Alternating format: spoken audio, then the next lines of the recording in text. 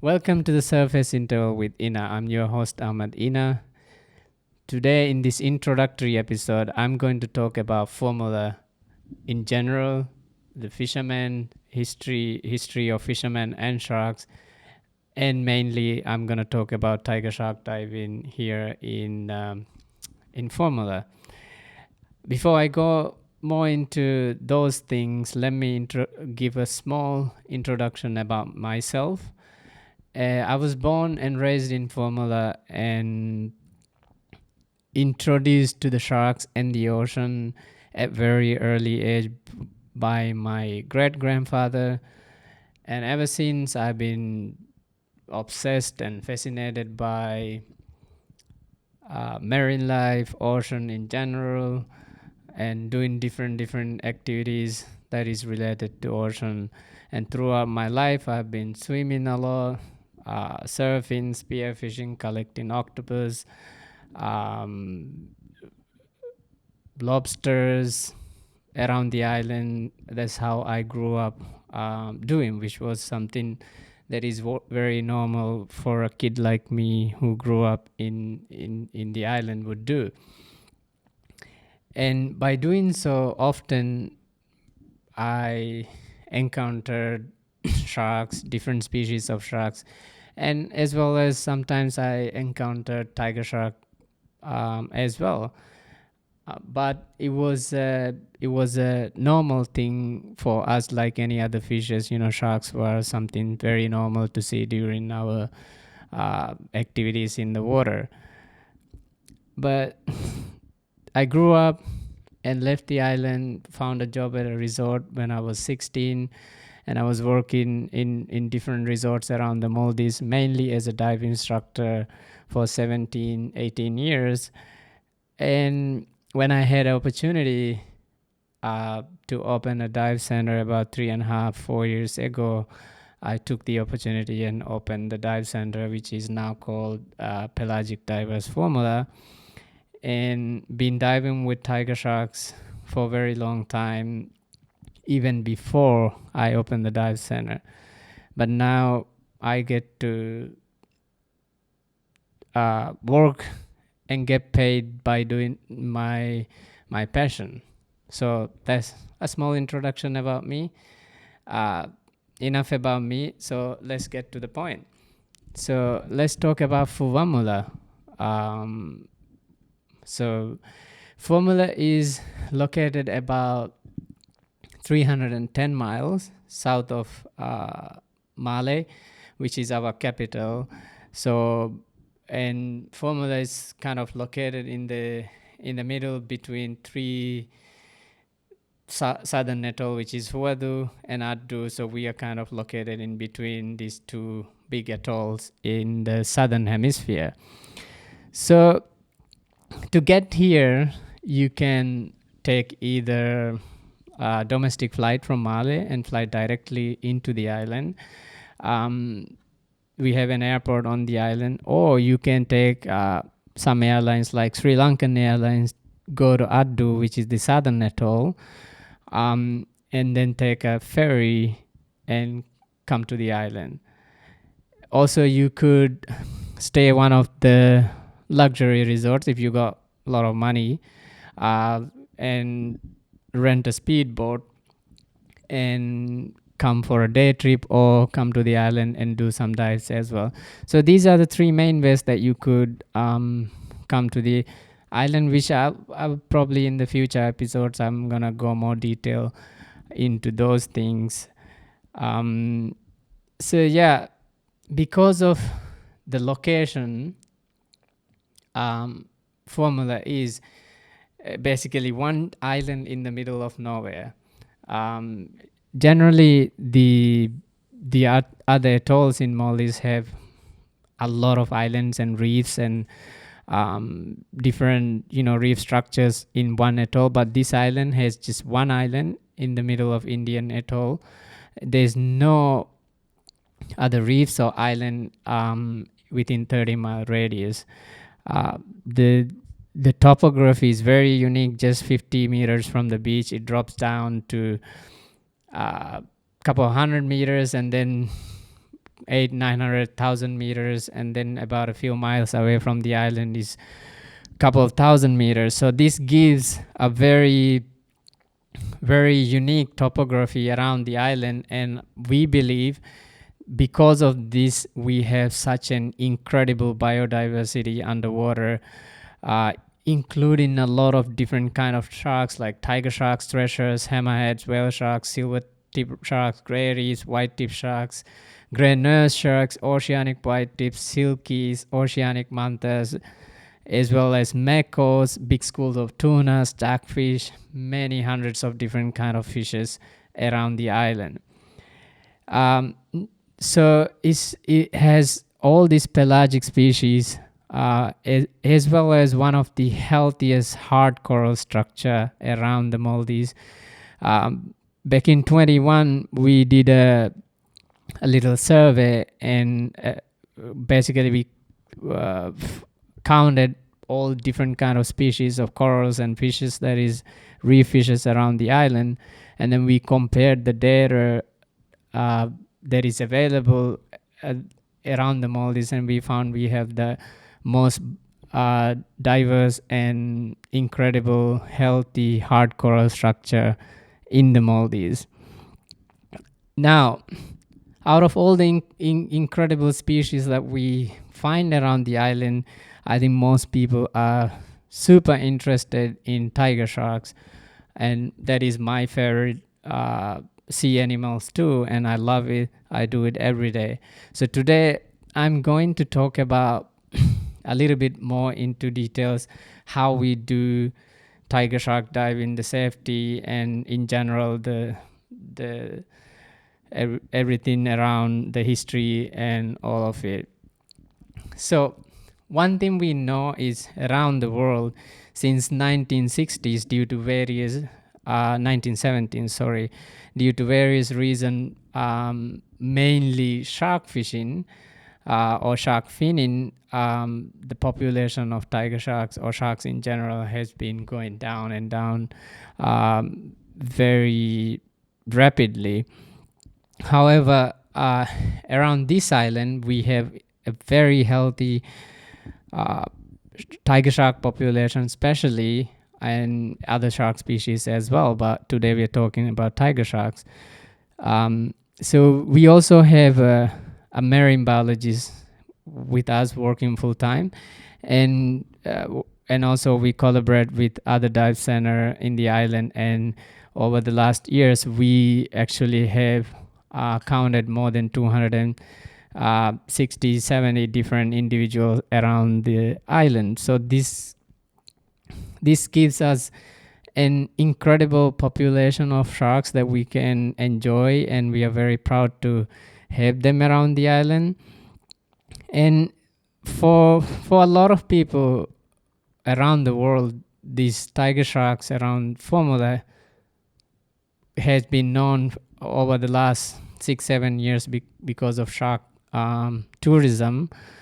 However, people like us, we have known about this for a long time. For example, my great grandfather and people who lived before, and we always hear stories when they go out fishing.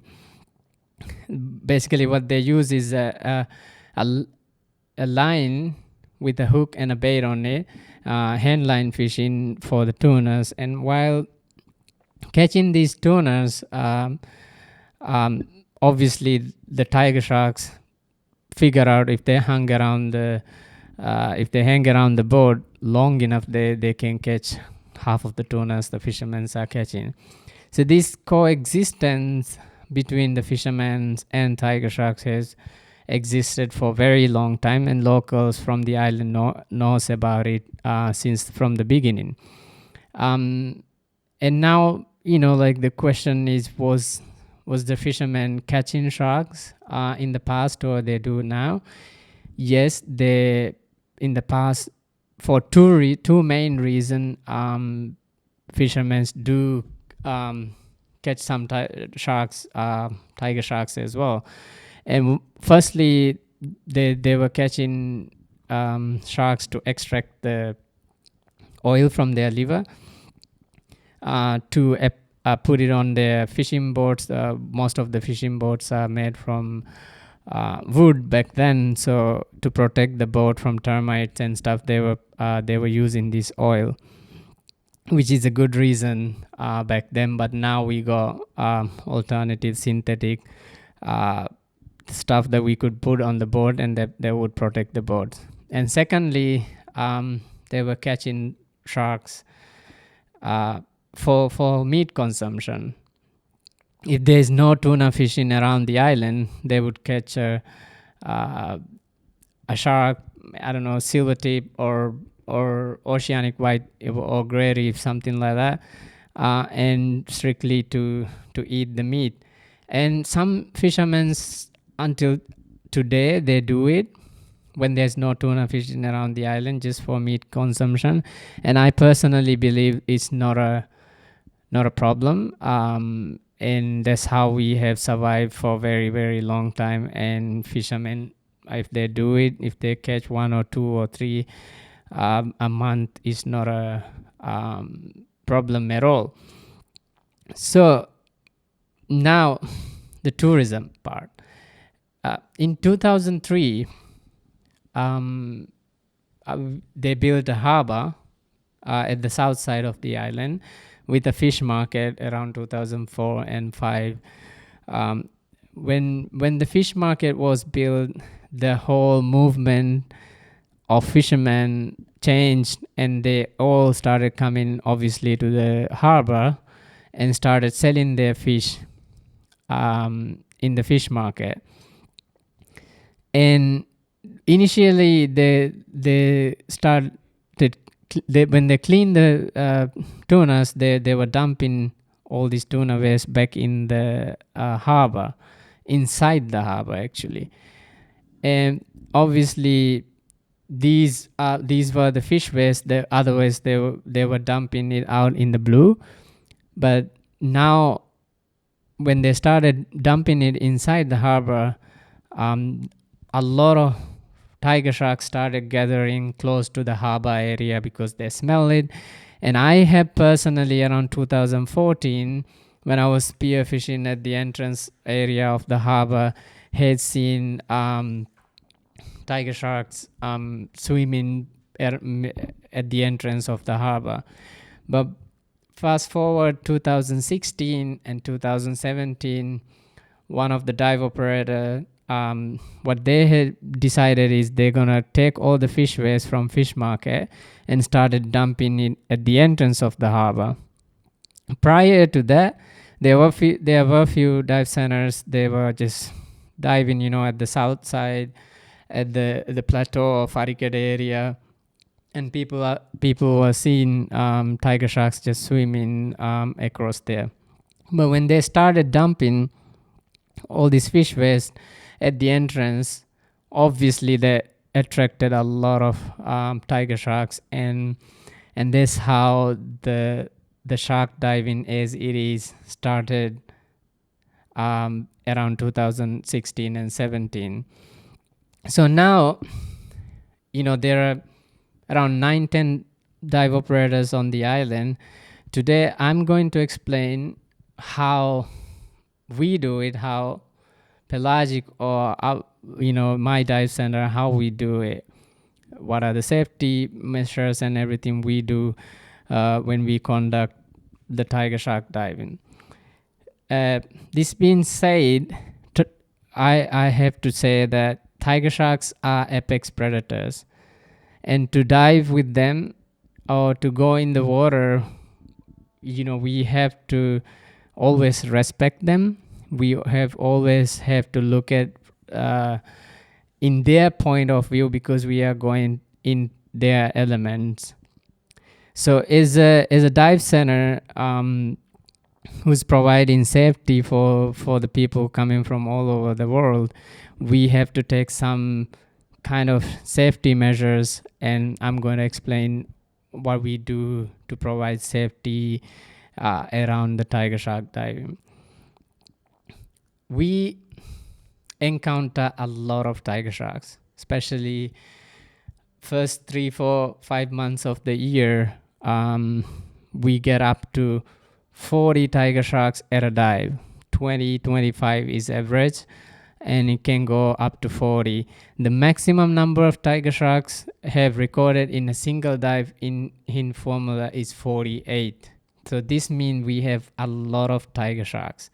I don't think, not as far as I know, there's nowhere in the world that people can jump in the water and scuba dive or free dive with this many tiger sharks.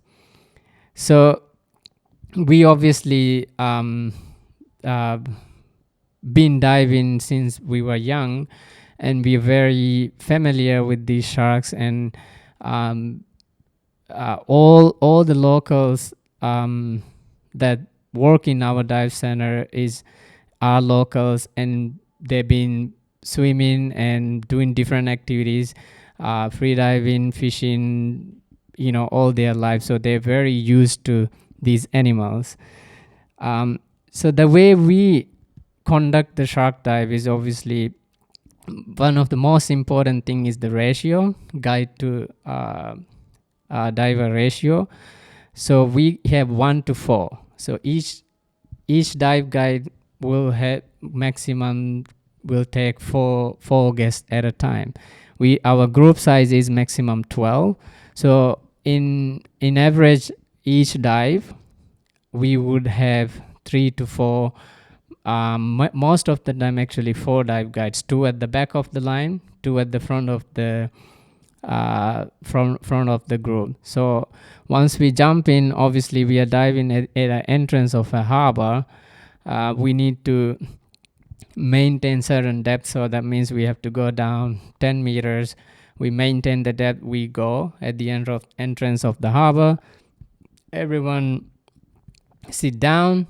Obviously this is baited dive, so we bring a tuna head down and hide it or underneath a rock or some coral blocks which is around the area, and this attracts, obviously the sharks are there during the day, and they come, and most of the time they're very gentle, they're very cautious, and they know what's going on. So they know the dive guides, like the way it is structured and the line where we keep the guests and everything, and they don't want to do anything with us. So they're there for the tuna head, and once they get it, they leave.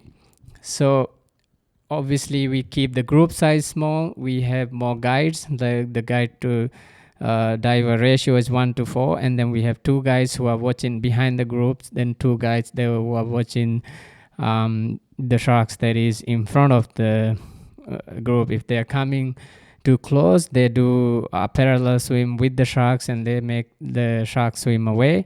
If needs to be, if they come too close, they obviously redirect the sharks. And we do also have very extensive briefing before we take any new diver goes in the water. We give like about 40-45 minutes briefing, exactly how we're doing it, what can we expect, what we're gonna do in every scenario, every case, and before we go, we make sure everyone is fully aware of what we're doing. Also, we explain what we have observed throughout last 4 years of diving, everything we have learned about basic behavior, so people can also observe that and notice those things, and all these things. So they obviously give a little bit more confidence to people who go diving. At the end of the dive, we also make sure that everyone get up from their stationary position and swim away from the harbor and shoot our SMB and come up. Obviously the boat comes and pick us, and while the boat is picking up the people, we also have 1 or 2 dive guides below, still making sure none of the sharks come from below while people are at the surface. So in general, this is how we conduct the safety, how we conduct the tiger shark dives. But one of the other thing we really make sure is we do enough training um, with our dive guides. For example, I wouldn't sign off any of the dive masters as a safety. At least they have to work. They have to be a local, born and raised here, and also they have to go at least 1 year training with us before we sign off and let them lead. So this also gives additional layers of training and safety to our guests. So that's in general how we do it. Obviously, over the coming episodes, I'm gonna go into more details of behavior, what kind of behaviors and things that we have learned over the years. I'll share with everyone more and more as I go, but this is in general how we do it. So before I end this episode, I'm gonna give some recommendation. If you are going anywhere for diving, specifically for shark diving or large sharks, tiger sharks or bull sharks or any of these large sharks. So first, most important thing is always choose to dive with local dive operators, because there won't be anybody else who would understand the local areas better than locals. So always dive with locals. Doesn't matter where you go in the world. The foreign dive operators mainly are there to make money, and they have most of the time they have no idea what's going on because they are not born in. So that's one of the most important thing. Ask the right questions, like guide to guest ratio. Like I said, like 4 to 5 people is enough, but if it is more than that, we don't think any dive guide can manage more than that. Make sure you are comfortable in the water. You make sure you are at least advanced open water diver. If you are a scuba diver and if you are a free diver, make sure you have good breath hold and you are good at free diving underwater. And also, before you go any holidays, read about the area, do your own research, whatever available, and like general information, how they do it, what they do it, how it started, like all those questions. And also read books about shark behavior. And my good friend for Ocean Ramsey, she has written a few books about basic behaviors, which is very good books that I recommend to read, and you would have some understanding about how to like behave around sharks. And those are very basic stuff, and anybody can practice these behaviors around the sharks. Also, always avoid wearing high contrast colors like yellow. Keep your all your dive clothes and your dive gear generally in darker colors. Like it's been very well known that sharks are attracted to high contrast colors, and I have seen that here and different other parts of the world as well, in my experiences. So with that being said, I'm gonna end the episode. This is an introductory one, my first one that I'm shooting. So hopefully I did a good job on this one. And over the next coming episode, hopefully it's gonna get better and better. So I'm gonna end it, and please leave a comment if there's any specific topic that you would like me to talk about, any guest you would like me to invite. And leave a comment below, and don't forget to subscribe and share to the channel. Thank you very much.